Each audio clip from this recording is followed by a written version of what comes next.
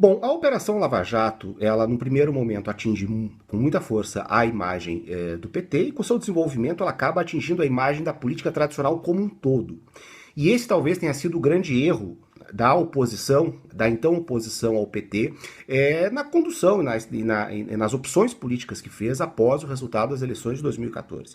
Apostaram nesse processo, flertaram com o mundo, que era esse mundo do Partido da Lava Jato, que era um mundo que os excluía.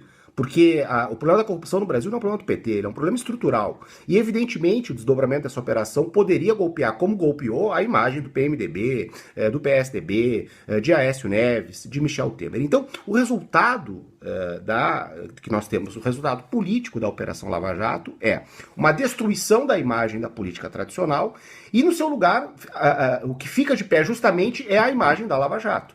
De forma que sobram no país dois polos dinâmicos na política, né? Ou seja, o que é um polo dinâmico? Que tem uma narrativa, que tem um sentido político, que tem apoiadores, que é de um lado o lulismo, que os seus efeitos são muito fortes ainda como resultado das transformações que o governo Lula fez no país. Então o lulismo é algo que para de pé, tem seus eleitores, tem seu significado, tem potencial de mobilização, como mostrou nas eleições, e de outro lado isso que a gente chama que é o Partido da Lava Jato, que é um partido virtual, que é um imenso mosaico de diversas correntes de opinião, tendencialmente a maioria delas conservadoras, que se unificam num discurso genérico contra a política e contra a corrupção e contra o PT.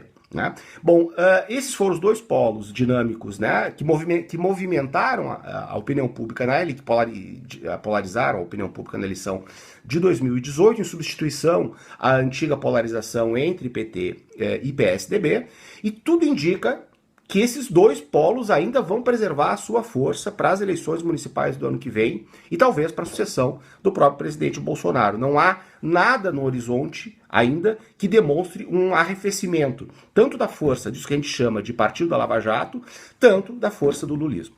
Em dezembro de 2015, Geraldo Alckmin tinha 14% e Jair Bolsonaro 5% das intenções de voto estimuladas, segundo o Datafolha.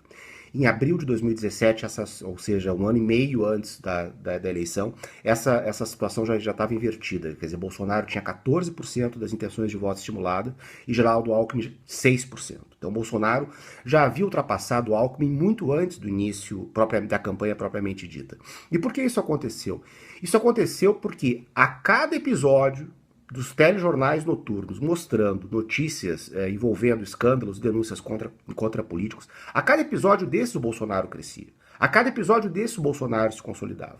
Porque a vitória do Bolsonaro ela é fundamentalmente, estruturalmente resultado dessa desmoralização aguda da classe política, dessa crise muito profunda de imagem da política como um todo. Então o Bolsonaro ele se tornou isso, o candidato da antipolítica, o candidato daquilo que a gente chama o Partido da Lava Jato.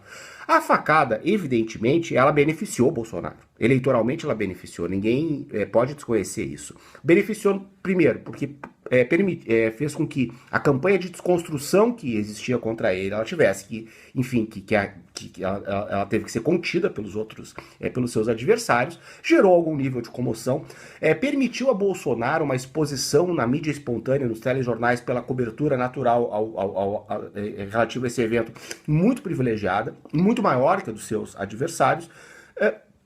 Então, e permitiu a Bolsonaro se proteger do mundo digital, quer dizer, ficar fora do mundo dos debates e ficar recluso naquele mundo que ele dominava, que é o mundo digital. Então, a facada, ela foi boa eleitoralmente para Bolsonaro? Foi. Mas não foi ela que decidiu a eleição. Ela potencializou uma tendência estrutural que já estava delineada muito antes da campanha eleitoral. A vitória de Bolsonaro, então, ela é fruto fundamentalmente desta conjuntura e não só do episódio da facada.